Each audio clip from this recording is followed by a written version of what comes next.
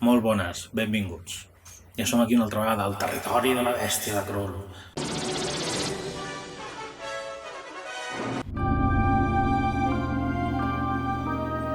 El reto del samurai. El reto del samurai de John Frankenheimer amb Scott Glenn, i que jo no havia vist mai. Com és possible que m'hagués perdut aquesta pel·lícula? Quin pel·lículon! És impressionant. Tenim Scott Glenn com a protagonista quan era bastant jovenet. La primera imatge que a mi em ve al cap quan penso en Scott Glenn és El silenci dels anyells. El personatge que feia seria el cap una mica de l'oficina de l'FBI, acompanyant a la Jodie Foster i al Anthony Hopkins. La primera adaptació, diguem, més famosa, tot i que havia l'anterior dirigida per Michael Mann. Llavors, a veure, Scott Glenn és un actor que l'hem vist en moltíssimes pel·lícules i en algunes sèries, i en una en particular de la que en parlarem arrel d'aquesta pel·lícula, però també amb l'impressionant Toshiro Mifune, un dels actors mítics. Havia treballat amb Akira Kurosawa i el recordarem per moltíssimes pel·lícules, evidentment, no? Els 7 samurais, Rashomon, La fortaleza escondida, un dels actors fetitxes d'Akira Kurosawa i que està a la memòria de moltíssima gent, sobretot a la gent a qui li agraden les pel·lícules dels marcians, no? Toshiro Mifune fa un paper molt rellevant i molt interessant aquí, és el mestre.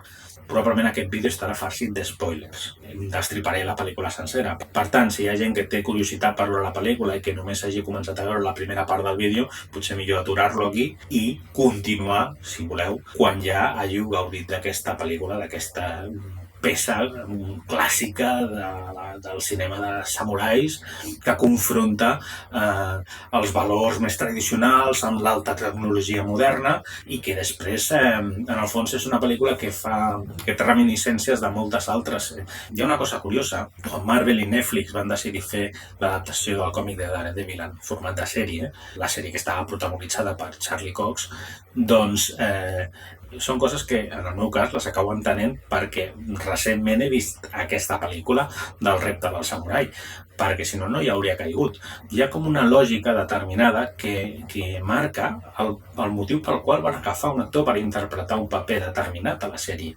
I és curiós perquè Scott Glenn és l'actor que acaba interpretant el personatge de Stick, que és el mestre de Matt Murdock de Daredevil, que és un personatge que està format en les arts marcials, no? I clar, després de veure el repte del samurai, un pensa, és que era perfecte per interpretar el paper, perquè ell havia protagonitzat una de les pel·lícules clàssiques que va marcar una època i que per molta gent és una de les grans pel·lícules o pel·lícules icòniques d'arts marcials d'aquella època, dels anys 80. És lògic que llavors pensessin els productors, la gent que feia el càsting, la gent que estava valorant a quin actor agafar, que diguessin, ostres, és que és perfecte, Scott Glenn, que va ser aquell personatge, un personatge que era boxejador, que està una miqueta perdut, un personatge que acaba viatjant a Orient, al Japó, que acaba coneixent la tradició, que acaba renaixent, retrobant-se, reinventant-se. És que és perfecte, perquè hi ha una sèrie de similituds, molt superficial si voleu, però hi ha una sèrie de similituds entre el que és la pel·lícula aquesta de la que estem parlant avui, la del repte del samurai, i el que és el personatge de Daredevil, del Matt Murdock, el fet que el seu pare fos boxejador, un personatge que també té com una crisi existencial. Evidentment en aquesta pel·lícula tot això s'està tractat d'una manera molt més superficial, però tot i així són elements que segurament estaven en la intenció de guió, que després, doncs, a l'hora de fer les pel·lícules com es feien en aquella època, doncs queda tot una mica diluït, no?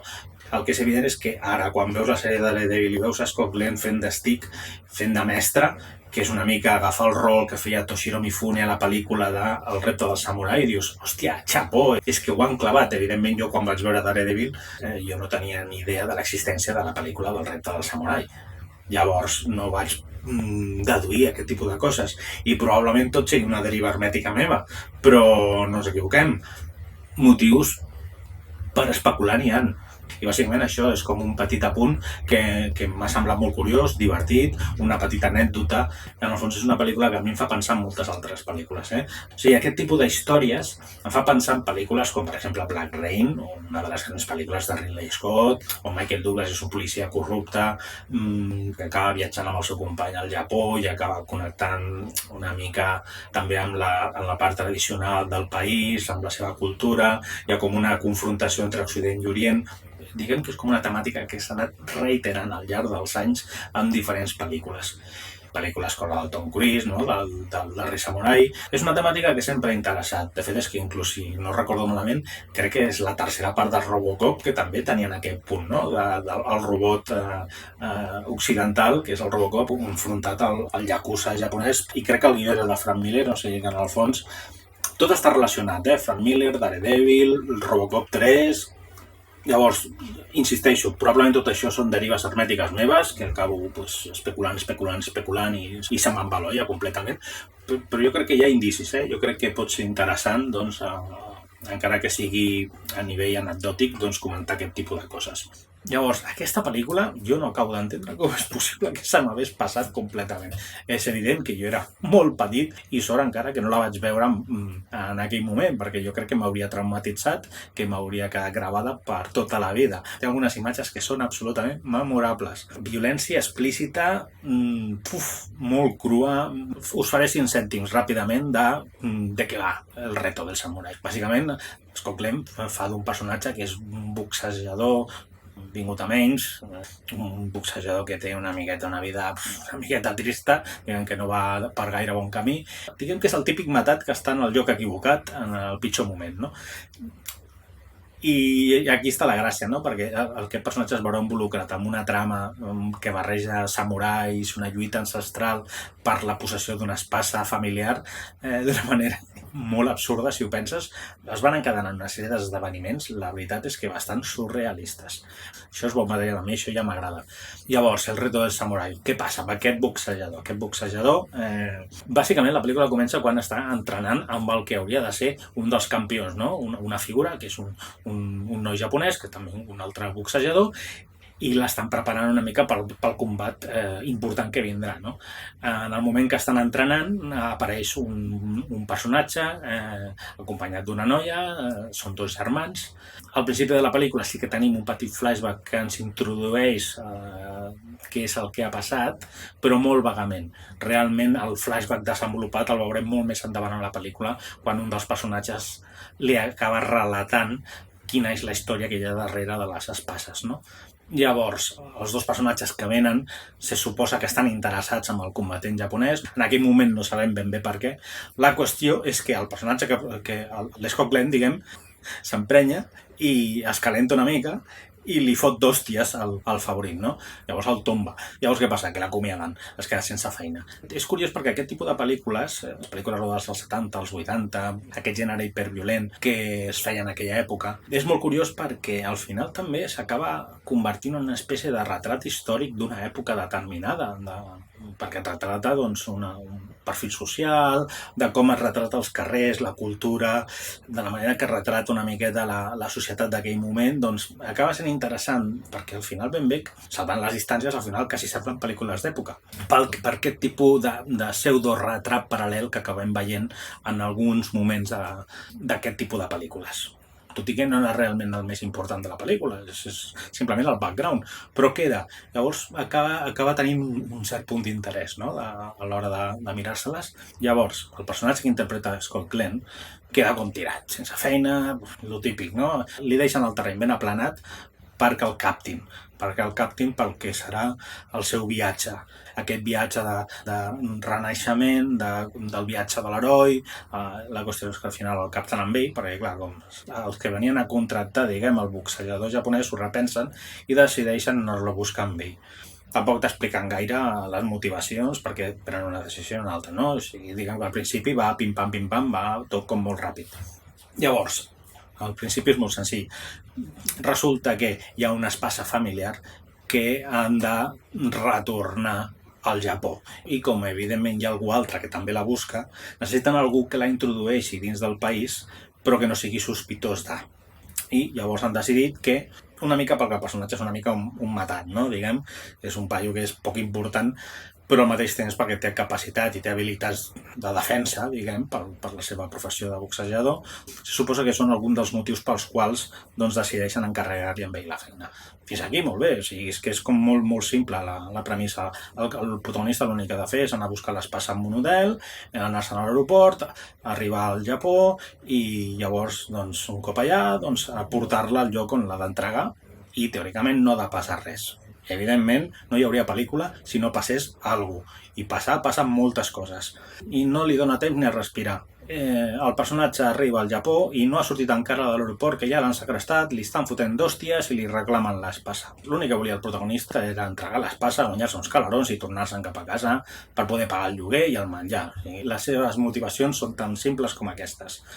A partir d'aquí el segresten amb ell, segresten el paio que l'ha contractat, la germana ha de sortir corrents, amb un tiroteo enmig dels carrers, acaben ficant-los a tots dos en el mateix cotxe, el contractat i el contractador, l'espasa que porta al final el protagonista resulta que no és l'autèntica, li acaben fotent una d'hòsties i de ganivetades al pobre noi que va en cadira de rodes, el llencen del cotxe, acaba sortint volant per un barranc, no sabem on acaba el pobre, és a dir, una cosa que és absolutament flipant. Mireu que és complicat que una pel·lícula et sorprengui, però si a sobre la pel·lícula és de l'any 1982, no tinc paraules, la veritat. A partir d'aquí, els dolents s'emporten al protagonista al castell del jefe, per dir-ho d'alguna forma, que és el que també està buscant l'espasa, no? I aquí és molt curiós perquè el paio viu amb una espècie de fortalesa que és com un edifici futurista, que vindria a ser com una espècie de Lex Luthor japonès, i que viu en un edifici que sembla com la base de l'OCP de Robocop, una cosa que sembla pràcticament futurista tenint en compte que la pel·lícula és dels anys 80. Aquí és on trobo jo el contrast, no?, entre el que és la cosa més la tecnologia, les armes modernes, i on entrarà en conflicte tot això amb la tradició, l'espasa, la katana, que representa una mica l'honor, la part honorable, no? I aquí és on automàticament em fa pensar en el darrer samurai, l'último samurai, a la pel·lícula del Tom Cruise, que tot i que era una pel·lícula d'època, al final també acaba parlant del mateix, no? De com la industrialització està destruint el que és la tradició, i on hi ha els guerrers clàssics que van amb armadures i amb katanes i s'han d'acabar enfrontant contra les armes modernes que en aquella pel·lícula, la del Tom Cruise, vull dir, acabava venent el que seria Estats Units al Japó, no?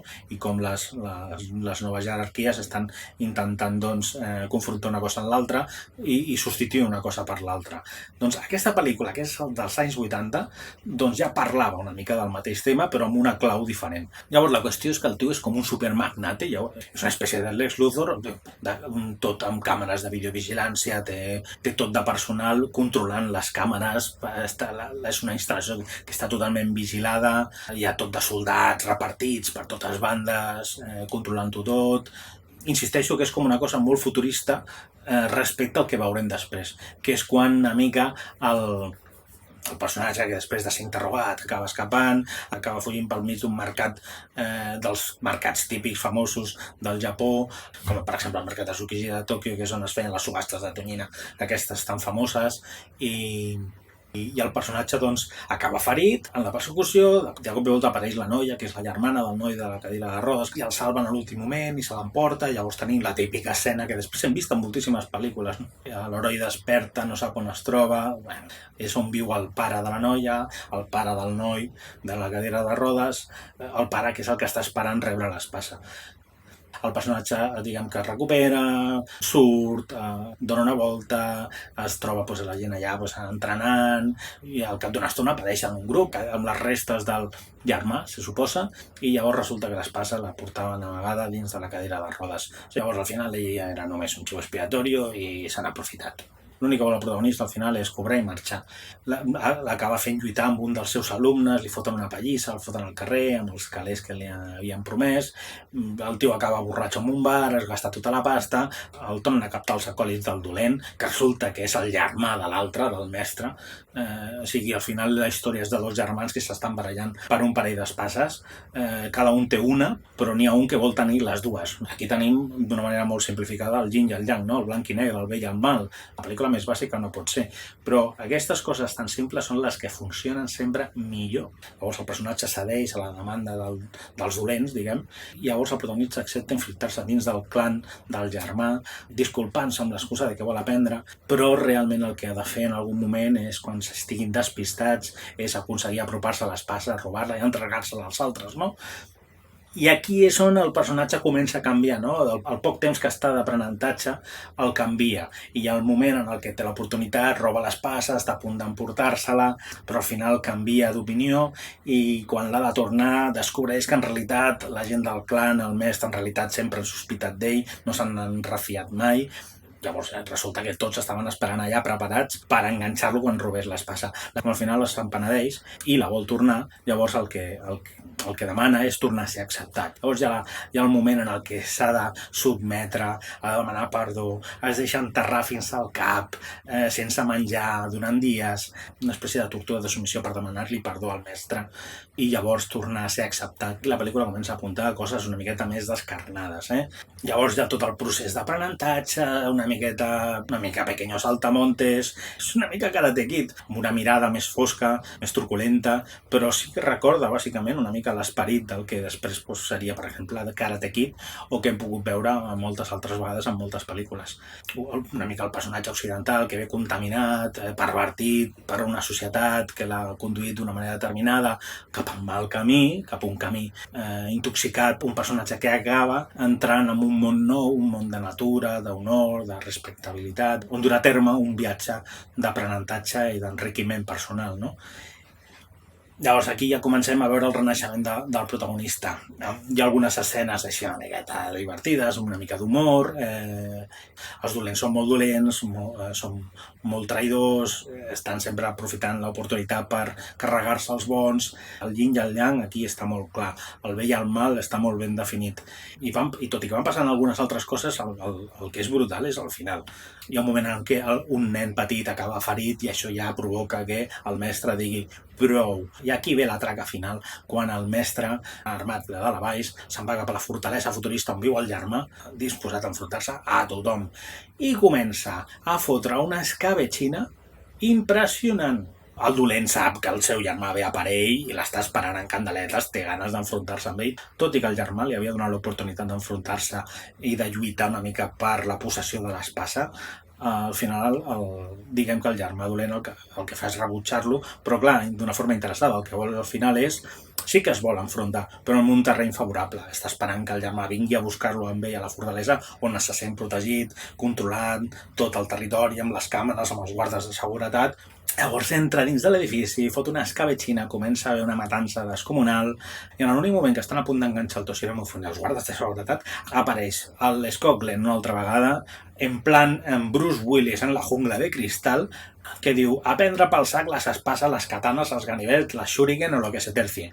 O sigui, armau hasta los dientes, arrasant a dreta i a esquerra amb tots els guardes de seguretat. I aquí és on entrem en una espècie de jungla de cristal yakuza. En sèrio, l'heu de veure. Al final és una mica com un Marvel team-up, no? O sigui, el mestre amb la tradició, la seva katana, el seu arc amb les fletxes, l'alumne que ha après tot el camí de l'honor, ha après la tradició, però que diu, per enfrontar-nos al mal hem d'anar amb tot. I cap endavant. A fotre tralla. Impressionant. Llavors hi ha el moment en el que s'han d'enfrontar els dos germans, no? Que la lluita és brutal, que era també un dels acolis principals, per tenir un doble enfrontament, no? Lo típic, que hi ha com a dues bandes. Llavors l'acòlit dispara al mestre, llavors el dolent s'emprenya perquè ja no pot enfrontar-se al seu germà al mateix nivell, i agafa, enganxa l'acòlit i li fot una rebenada de cap impressionant, o sigui, explícit, o sigui, es veu en primer terme, o sigui, una cosa que dius impressionant. Però en aquella època era bastant típic trobar-se imatges tan impactants com aquesta. I l'última és espectacular, pròpia d'una pel·lícula de Saw, ja us ho dic. Llavors el protagonista llença la metralleta, agafa la katana del mestre i decideix enfrontar-se al dolent a la manera tradicional. Uah, pel·lícula de samurais espectacular, espectacular! Comencen a lluitar tots dos per l'edifici, de despatx en despatx, ho van destrossant tot, absolutament flipant, els actors. No sé si hi havia dobles, sembla Scott Glenn el que està rebent les pallisses. Aquí faig un parèntesis perquè hi ha un moment quan està al principi a casa del mestre, diguem, amb tota la gent que hi viu allà, estan tots allà menjant, lo típic, no? Menjar cru japonès, però no ben bé el que estàs acostumat a veure. Aquesta escena del sopar em recorda molt a Old Boy de Park Chan-wook, no? Aquell moment del pop. Doncs aquí tenim un moment similar, però que l'experimenta l'Scott Glenn, l'actor, i dic que l'experimenta ell perquè realment es veu a l'Scott Glenn menjant-se una sèrie de coses que a priori li fan com molt de fàstic, no? I aquí realment no saps si està interpretant el personatge o realment si Scott Glenn, actor, estava fent l'escena i estava patint tant com el personatge de l'escena. Això és una cosa que s'hauria d'investigar i buscar perquè em va sobtar bastant, perquè em va sorprendre moltíssim. Llavors, tanco parèntesis. La lluita entre el protagonista i el dolent, a la manera tradicional, amb les dues katanes. Van saltant de sala a sala, van destrossant tot. Realment no vaig saber diferenciar en quin moment es tractava de l'actor real o del doble d'acció, no? I és probable que hi haguessin inclús accidents. Estaria molt bé veure un making-of que expliqués una mica com van rodar totes aquestes escenes. La qüestió és que al final, evidentment, com qualsevol pel·lícula en aquesta línia, el bé s'ha d'imposar sobre el mal, i aquesta no és menys. La qüestió és que al final li acaba fotent un tajo al cap i li acaba tallant el cap. Com una sandia que et deixa glaçat. Imatge explícita, directa, o sigui, el quadre és coses que avui dia sí que veiem en algunes pel·lícules, no?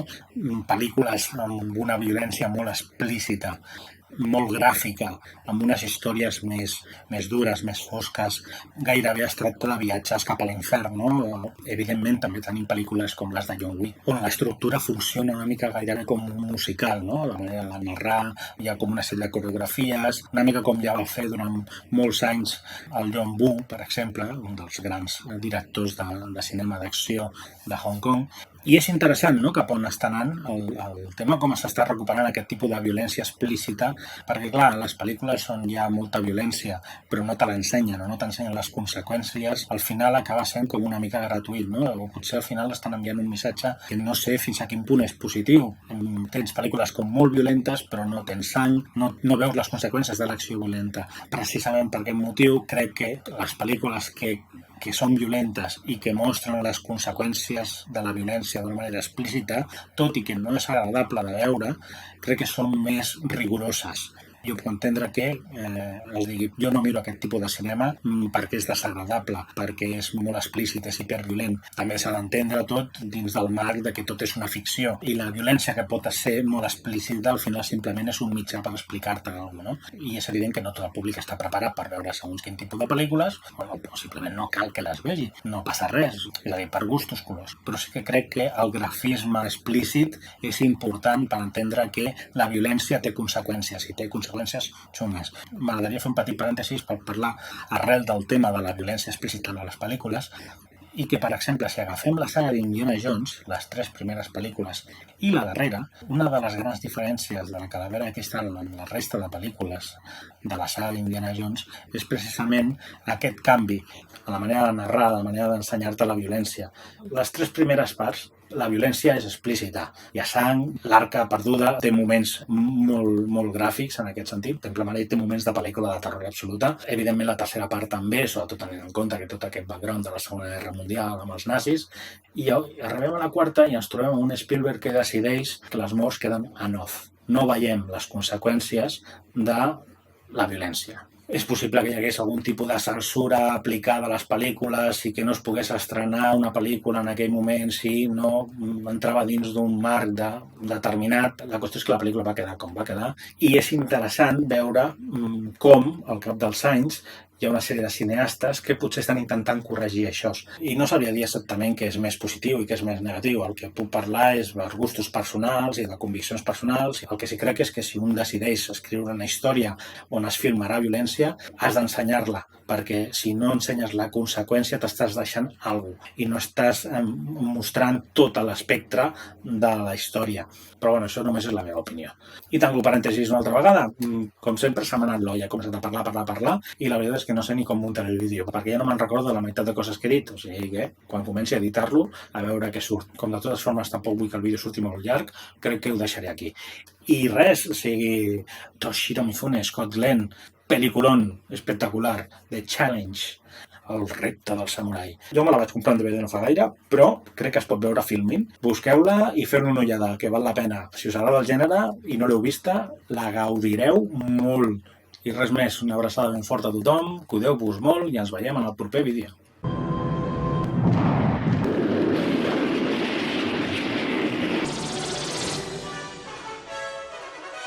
Zip, zip.